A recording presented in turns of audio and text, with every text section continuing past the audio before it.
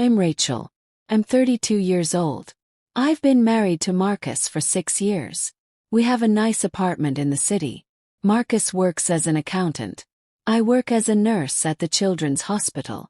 We always got along great. Until his mother showed up. Started 2 months ago. Marcus came home from work looking nervous. He sat down on the couch next to me. He held my hand. "Babe, I need to talk to you about something," he said. "Put down my phone." "What's wrong?" "My mom is having some problems with her house. The landlord is selling the building. She needs a place to stay for a few weeks.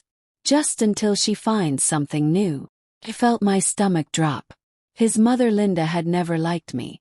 She made that clear from day one. But I tried to be understanding. "Okay. How long exactly?" "Maybe 3 weeks. A month at most." I nodded slowly.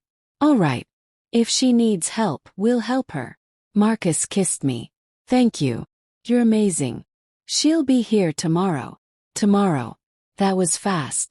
But I didn't say anything. I wanted to be supportive. Linda arrived the next day with 6 suitcases. For a temporary stay. Marcus helped her carry them inside. She looked around our apartment with a frown. "This place is smaller than I remembered," she said. "It's cozy," I said with a smile. "We like it." She didn't smile back. "Where will I sleep?" "We set up the guest room for you," Marcus said. "Fresh sheets and everything."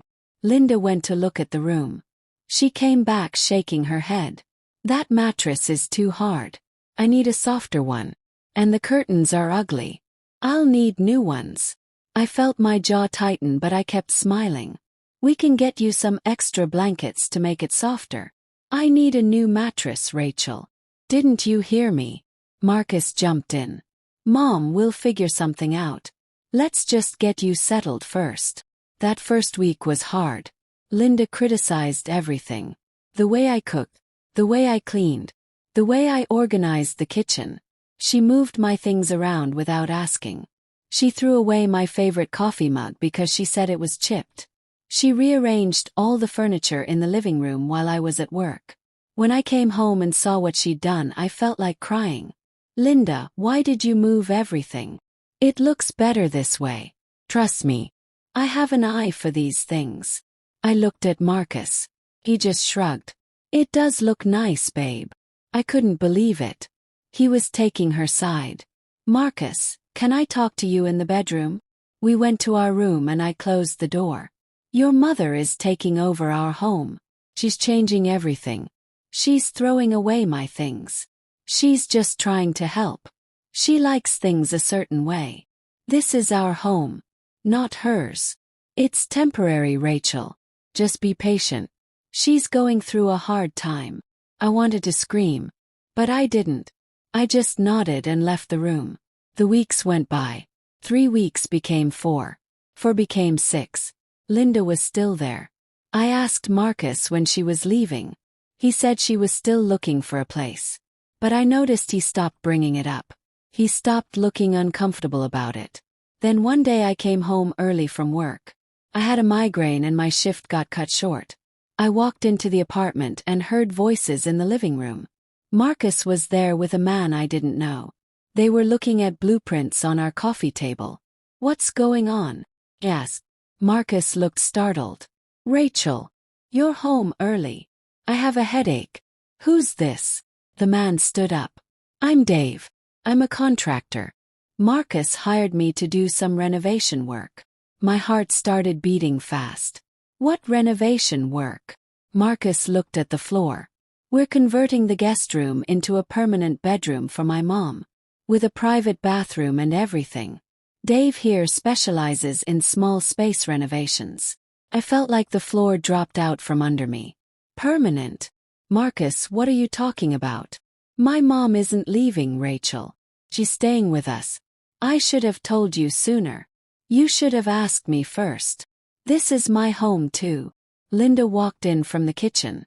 She had a big smile on her face. "Oh good, you're home. We need to talk about paint colors for my new bathroom. I'm thinking a soft lavender." I looked at her.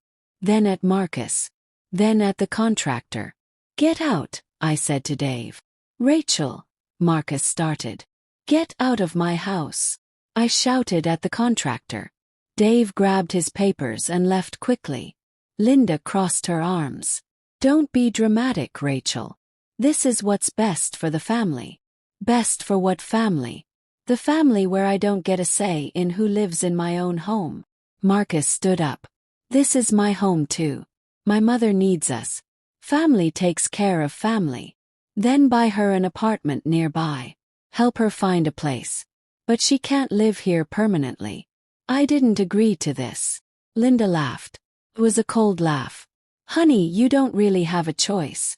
Marcus already decided. And you should be grateful. Most daughters-in-law would love to have help around the house. Help. You've done nothing but criticize me since you got here. Because you need criticism. Look at this place. You're barely keeping it together. My son deserves better. Before we continue, kindly subscribe and drop your name in the comments. We'll be giving shout-outs in our next video on Marriage Gone Wrong. I looked at Marcus. I waited for him to defend me. To tell his mother she was wrong. But he just stood there silently. That's when I knew. He agreed with her. He thought I wasn't good enough either. I didn't say anything else.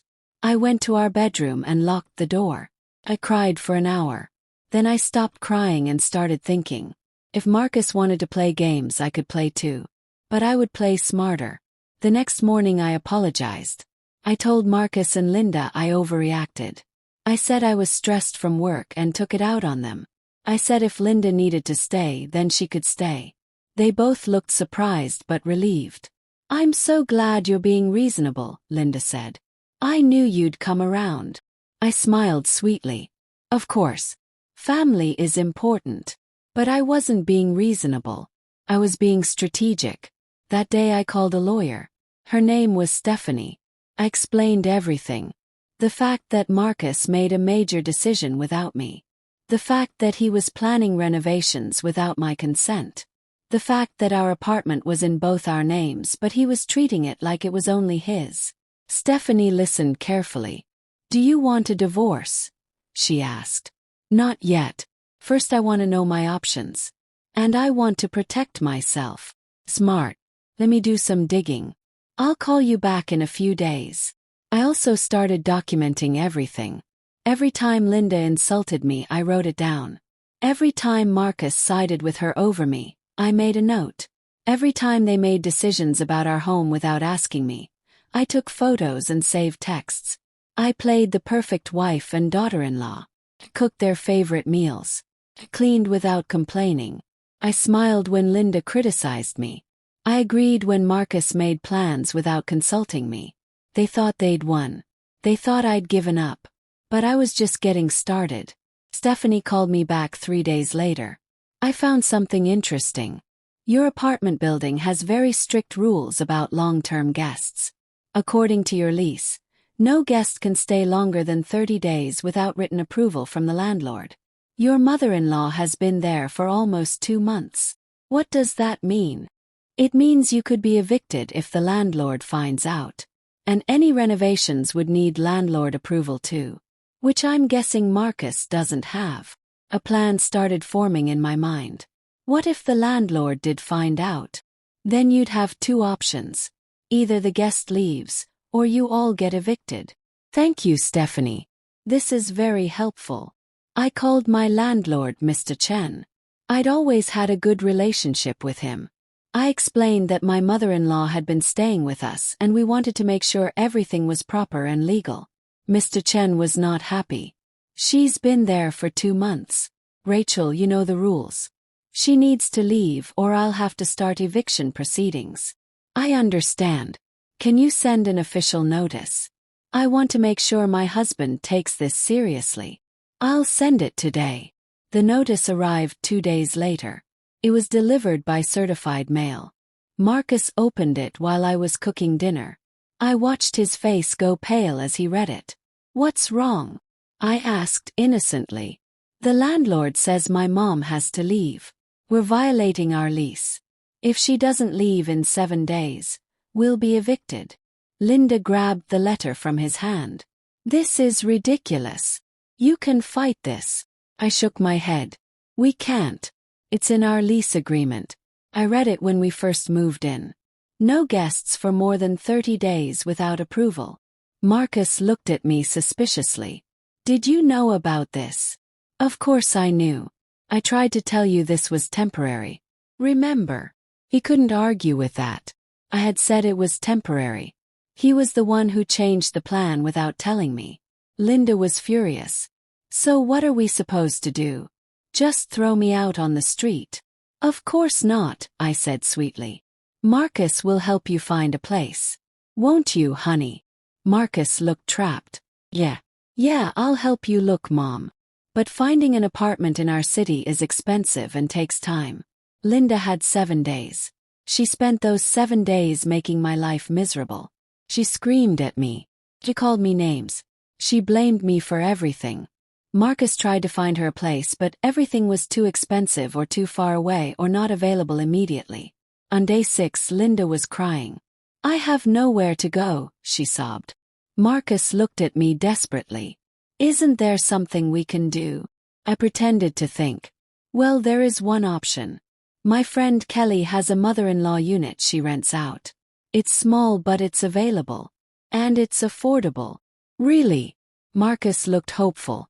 Let me call her. I called Kelly. She was in on my plan. She did have a unit available. But it was 30 miles away in the suburbs. Far from our city apartment. And it was very basic. No dishwasher. No parking. Old appliances. But it was available immediately. And Linda had no choice. She moved in the next day. She hated it. She called Marcus crying every night. But she was gone. Out of my home. Out of my daily life. I thought that would be the end of it. But I was wrong. Marcus was angry with me. He blamed me for his mother's situation. You did this on purpose, he said one night. I followed the lease rules. You were the one who tried to break them. You could have talked to the landlord. Worked something out. Why would I do that? You never asked me if I wanted your mother to live here permanently. You just decided. You showed me that my opinion doesn't matter to you. That's not fair. What's not fair is that you let your mother disrespect me in my own home for 2 months, and you never once stood up for me. Marcus went quiet. He knew I was right. But he was too proud to admit it. Over the next few weeks, things got worse between us. We barely spoke. We slept on opposite sides of the bed. Linda kept calling and complaining about her new place. She wanted Marcus to move her back in. She wanted him to choose between her and me. One night Marcus came home late. He'd been at his mother's place. He sat down and said, I think we need to talk about our marriage. My heart was pounding, but I kept my face calm. Okay. This isn't working. We want different things. Maybe we should take a break. There it was. He was choosing his mother over me. A break. Or a divorce. I don't know. I just know I can't do this anymore. I nodded slowly. Okay. If that's what you want. He looked surprised. I think he expected me to fight. Beg. Cry. But I didn't. Because I had been preparing for this. I called Stephanie the next morning. He wants out. Let's do this. Stephanie filed for divorce. In the paperwork she included everything. All my documentation of Linda's behavior. All the evidence that Marcus made major decisions without my input. All the proof that he'd tried to violate our lease agreement. She also included something else. Something I discovered when I started digging into our finances. Marcus had been sending his mother money for months. A lot of money. From our joint account. Money I'd earned and saved. Money he never told me about. He'd sent her over $15,000 in 6 months. Money she'd supposedly needed for rent and bills. But she'd never paid rent. She'd been living with us. Where did all that money go? I hired a private investigator. Turns out Linda had a gambling problem. She'd been going to the casino twice a week. All the money Marcus sent her went straight to slot machines and poker tables. That's why she really lost her apartment. Not because the building was being sold. Because she couldn't pay rent. She'd spent it all gambling. Marcus had no idea. He thought he was helping his struggling mother. He was really funding her addiction. When I showed him the evidence during our divorce mediation, he looked like someone had punched him in the stomach. "Mom wouldn't do that," he said weakly. "She did. The investigator has photos, bank records, casino loyalty card statements, everything." Marcus put his head in his hands. "I gave her everything. I chose her over you. And she was lying to me the whole time." I didn't feel happy seeing him like that. But I didn't feel bad either. "You chose her over me without even asking questions. You believed her every word. You never once considered that I might be right." The divorce was finalized 3 months later. I got to keep my half of everything. Marcus had to repay me for the money he'd sent his mother from our joint account. I also got my freedom.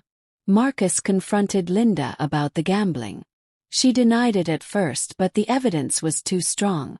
They had a huge fight. She blamed him for abandoning her. He blamed her for destroying his marriage. They don't talk anymore. I heard through friends that Marcus tried to get the $15,000 back from his mother. She doesn't have it. She spent it all. He's working extra hours now trying to pay off the debt from the divorce settlement. Linda had to move again. The unit at Kelly's place was too expensive without Marcus's help. Last I heard, she was living with her sister 3 states away. As for me, I'm doing great. I moved to a better apartment. Just me. No guests. No in-laws. No husband who doesn't respect me. I got a raise at work. I started dating again. I'm happy. Sometimes I think about that day when Marcus told me his mother was moving in. If he had just asked me first. If he had just treated me like a partner instead of an obstacle, things could have been different.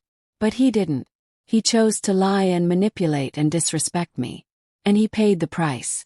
The funny thing is, Linda ended up alone anyway. She lost her son. She lost her money. She lost her home. All because she thought she could control everyone around her. I learned something important through all of this. You can't control people. But you can control how you respond to them. You can choose to be a victim. Or you can choose to be smart. Chose smart. And I won.